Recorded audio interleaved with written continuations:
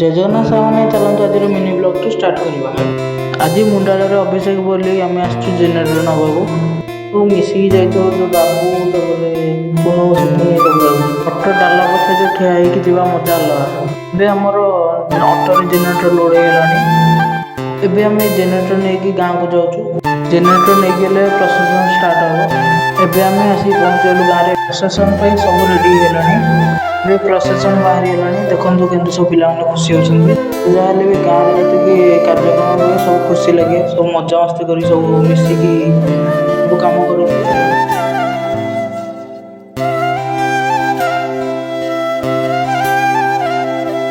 ଏପଟେ କାଳିକା ଆଗରେ ଯାଉଛନ୍ତି, ଠାକୁର ଯାଉଛନ୍ତି ବୋଲି ଦେଖନ୍ତୁ ସମସ୍ତେ ଲୁଗା ପକାଉଛନ୍ତି।